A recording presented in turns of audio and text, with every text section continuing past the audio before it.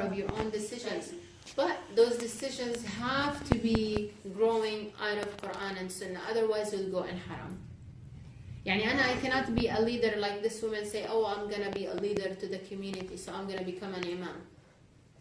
She had a good cause, but she went wrong when she created something that never existed in the books of Sunnah or Quran. It never existed that a woman was imam. Now, do I want to spend, and this is also on YouTube, by the way, do I want to spend a whole year or 2 years researching the books of Islam, fiqh and sunnah to see if it's halal or haram to become an imam? Or would I rather invest those 2 years, year or two, or months or day or two to become a better Muslim in what sunnah told me to do and understand my Quran better? Where is that time better spent? In learning and following the ways of the Sahaba wa Tabi'een, or coming up and learning how I can argue about a new concept that I thought about and go and argue how am I going to prove my case that this is halal? Why should I come up with new causes and new events and new ways when Rasul sallallahu alaihi wasallam, when he died, he told the Muslim ummah, does anyone know what the Rasul said? The day he died, Hujjat al-Wada'. We're going to translate it real quick. We're going to see Rasul sallallahu alaihi wasallam, when he was dying, his main concern was our ummah. He said, today I completed your religion. He was talking to the Muslim ummah. He said, I completed your religion, meaning I already perfected your religion. Meaning that Rasulullah ﷺ and Allah subhanahu wa ta'ala did not leave anything to our imagination. He already taught us how to do everything to our best interest and to the most satisfaction to Allah subhanahu wa ta'ala. So there's nothing for us to start thinking, oh, the Rasul must have forgotten. He could have given an imam to a woman. Maybe he forgot. Can we say that? Oh, he should have made Aisha radiallahu anha. He should have made her an imam. She's such a good Muslim. Did he forget that? If he wanted to do that, he would have done it, right? He would have let her lead at least one prayer. Her house was like, there was a curtain between the masjid and her home. Her home, there was just a curtain separating them. So when he was sick, she could have easily told her, Aisha, you go lead. He didn't even let Umar lead the prayer when he was on his deathbed. You know that. He got very upset when someone told Umar to go lead the prayers, and he asked Abu Bakr to lead the prayers because he knew that he wanted Abu Bakr radiallahu anhu to take over the message after he died. So if it's okay for a woman to lead the prayer, he would have easily let Aisha take over a few times when he couldn't make it, right? Common sense. And he didn't. As for dancing and all that stuff, when you see stuff like that, that's from muhdithat al-umur. Imamat al-mar'a min muhdithat al-umur. Another thing, and I'm pulling stuff from Seattle, by the way. I'm not bringing stuff from out of this world. One third thing I'll bring it to today is we got a message on WhatsApp beginning of Ramadan that some sheikh, a man from another masjid in Renton, sent a message and posted a flyer on the front of the masjid that you can break, we got a fatwa from Egypt that you can break your fast according to Mecca's time, so you can break your fast at 7:30 every night. Because it's such a hardship to fast in Seattle. So Allah subhanahu wa ta'ala does not want you to suffer. And He never wants you to suffer. And Allah wants our happiness and interest best in mind. So, oh people of Seattle, you are able to break your fast according to this fatwa.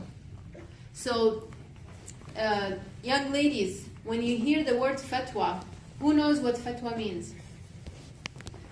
Shoo ya Maryam. Like when somebody asks the questions and the sheikh answers it, kind of like right.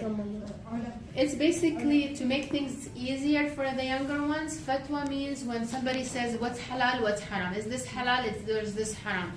What do I do with this according to the opinion of the Islam, of the Sharia? So that's what fatwa is. Fatwa means I'm gonna ask you, I'm gonna test you in a minute.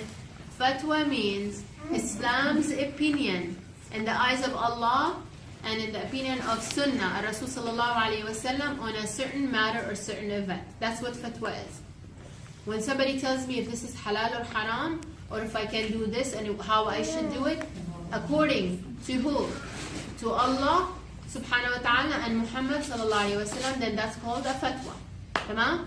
So not everybody that comes along and tells you this is a fatwa, you people run and say, oh, he has a fatwa, khalas. When you say fatwa, that means before, a long time ago, 5-6 years ago, when you say this is a fatwa, people were trustworthy. People had not deviated yet.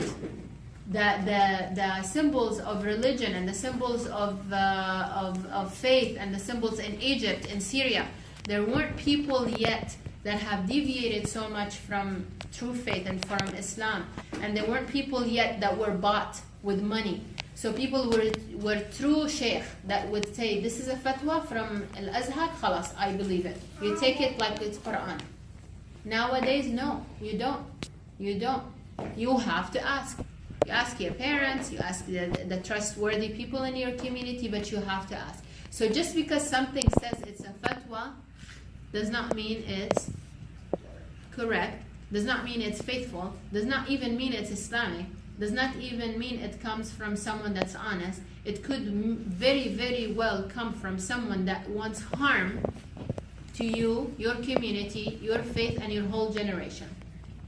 This man that I'm telling you about, 5 years ago, it was just him and his wife and his kids that were breaking their fast according to this fatwa.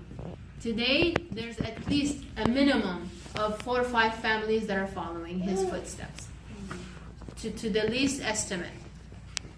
That's a big number. He posted this, he printed it. He didn't get enough from just, I'm going to say his name in a minute because he's... Okay, I'm going to say his name in a minute. I have to pull his name. He posted the flyer this year on the front door of the mosque so that even if the mosque is closed, you can still read it. So if I have new converts, if I have young Muslims like you, if I have someone that wants to practice his faith and his parents are not letting him, there's a lot of families like this. The kids come out religious, the parents are not happy about it. The kid is fasting, his parents don't want him. Not everyone has great parents, you know? So if he comes to the mosque and he loves this mentor, he's a nice guy, nice sheikh, he provides food, he mentors the young people, and he has a fatwa like this on the door. Poor kid, he's gonna follow the fatwa. He's probably gonna follow the fatwa, especially if he does not have the right mentorship, the right guidance at home. So you guys, even you, Sarah, you have to be strong Muslims. That's why Rasul sallallahu alaihi wasallam said, no, he loves, Allah subhanahu wa ta'ala loves the strong Muslim over the weak Muslim. Allah wants us to be strong. Allah wants us to be progressive. Allah wants us to be concrete with our faith. He doesn't just want followers. We want to be followers under one flag only, and that's Allah and Muhammad sallallahu alaihi wasallam. Anyone else that comes T-bones now, we can't be followers anymore. Then we have to be progressives. We have to be aggressive. We have to understand, who are we following? Okay, you call this a fatwa. Who's that sheikh? Who's the imam? Where did you get this from? Plus, I have a question for this sheikh that brought this fatwa. How many people are in Seattle? What's the population of Muslims in Seattle? Does anyone know? يعني we're gonna say thousands of Muslims in Seattle. صح? We're a few thousands, right? Are all these people able to fast until 9 and 9:30 last year? They were all able to fast. Most of them are fasting. If you're sick, you don't have to fast.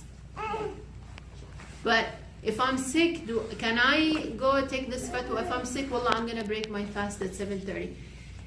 If someone is diabetic, someone has a health issue, if someone can fast but has a pill he has to take twice a day, he can fast the whole 18 and a half hours, but he has this pill he has to take. I'm going to give you a situation that happened with me, by the way. So this woman elderly woman. She's able to fast 18.5 hours, but her doctor told her, you have to take this pill twice a day, which means it's gonna come in the middle of her fasting. What can she do? I want your mechanism of faith, of aqidah, to put to work right now. I want to hear everyone's opinion right now, based on your knowledge of Islam. This woman is able to fast 18, 19 hours a day, but she has to take this pill twice a day. What does she do? My question to you, does she fast? Does she break her fast? Or does she continue to fast and take the pills as directed by her doctor? قولي لي يا ياسمين. Wait, does she have to take the pills like in the middle of the day, or can she take it after? She has to take it in the middle of the day. It's gonna come in it's every 12 hours. So if your fasting is 19 hours, 18 hours, one of them is gonna come in the middle of your day. So your options are, does she fast as usual and not take the pill? Does she break her fast and take the pill and eat and not fast Ramadan at all? Or the third option, because she got a fatwa, and the fatwa said keep fasting, but don't take take your pills, but keep fasting the rest of the day. Wallahi, this fatwa came to this woman, and it did not come from America. It came from they said somewhere in Saudi Arabia and Mecca. طيب, I want your senses. Put your senses to work. واحد اجى قال لك انت you're 50 years old and somebody came and gave you this fatwa. يلا قولي ياسين شو تسوي؟ I wouldn't fast and then make it up. You wouldn't fast and make it up. What are you relying on when you say that? Do you have a proof from the Quran or Hadith that tells you to do that? You don't have to tell me the verse, but do you think you have a proof from Quran or a rule? Is there a teaching in Islam that tells you to do that?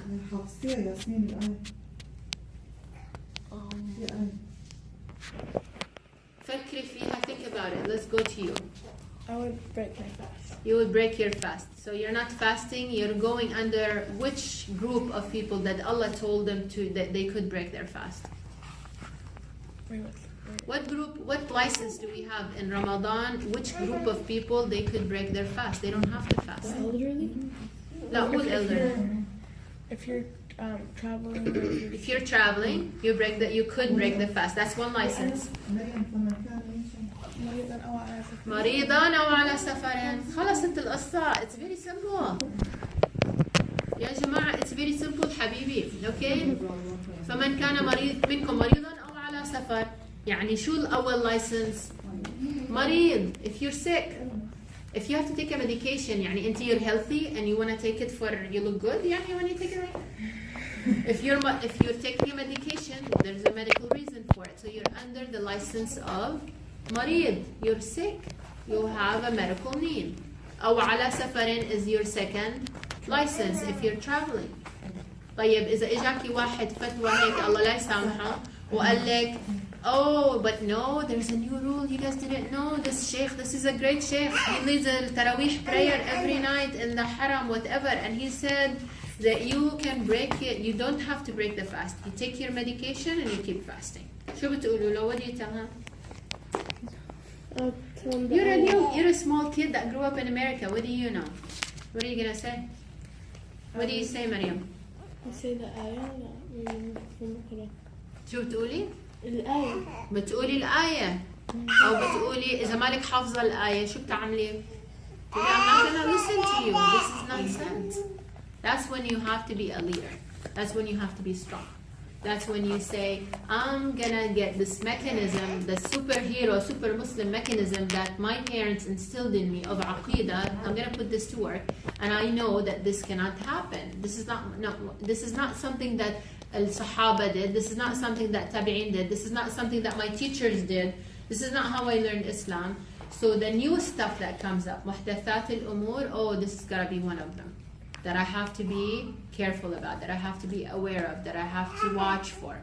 So this has gotta be one of them because I've never heard of such thing. This is what هاي كانت واحدة من الشغلات على فكرة فتاوي اللي طلعت من السعودية. Yeah. I want to teach you today part of a hadith. I'm not going to say the whole hadith because I'm going to give you little information each time you meet.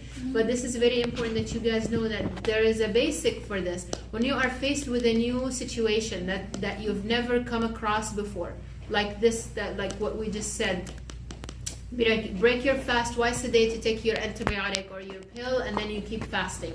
Or the other fatwa that we mentioned earlier. Who's going to help me with it? Sarah, what was the other funky fatwa? What was the other situation? Lady in hijab dancing and having YouTube videos. What's another thing?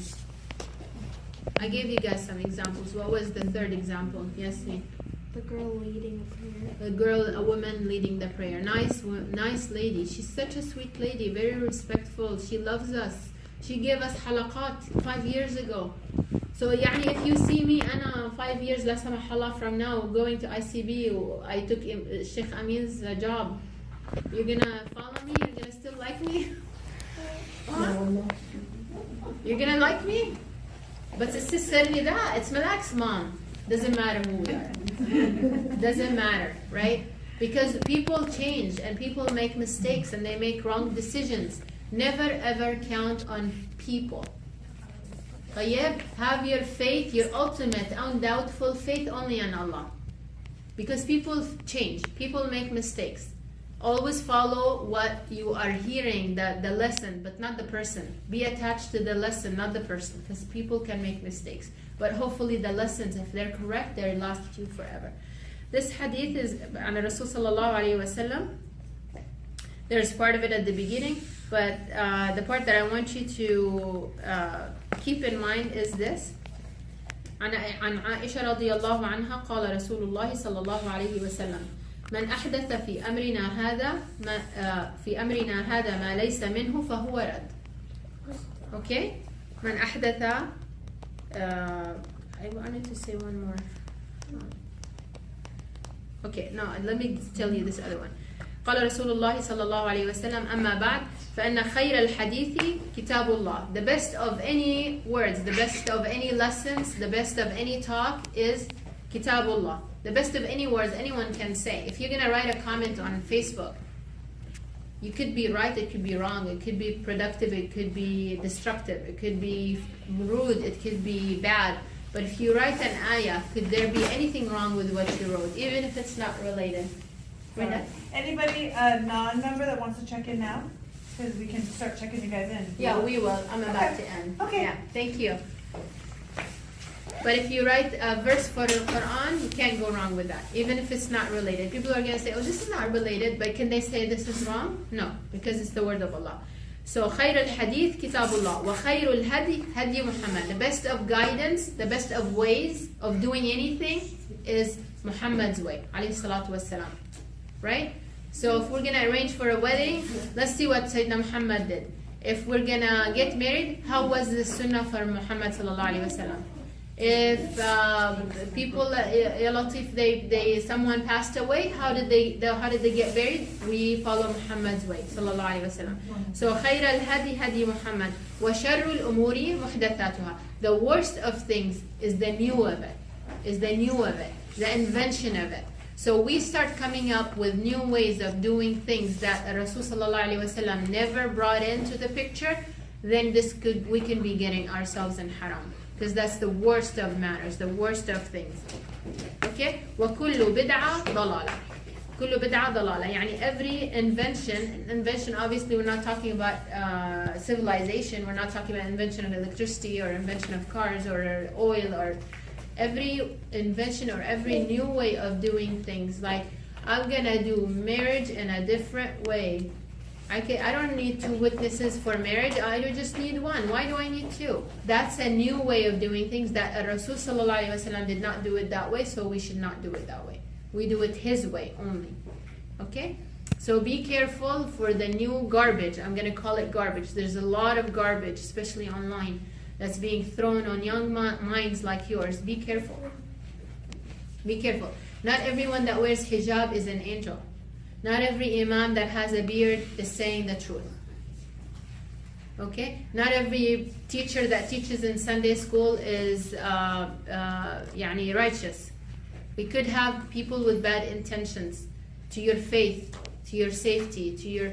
So I want you to always have not doubtful minds, but always inquiring minds. Always refer to your aqidah, to your faith, to your way, how you grew up with your parents. MashaAllah, all of you have wonderful parents that are teaching you the right way. Always engage your parents in those conversations so you don't astray. But your answers today tell me a lot about how you're brought up. So you have very, very good answers. Not a lot of kids your age are gonna be as smart as you are when it comes to making decisions about faith and practices that are Islamically acceptable. But yeah, any questions?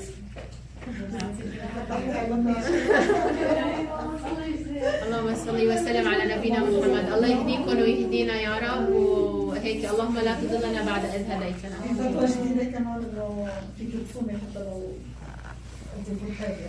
يا هي سمعتها بعمان.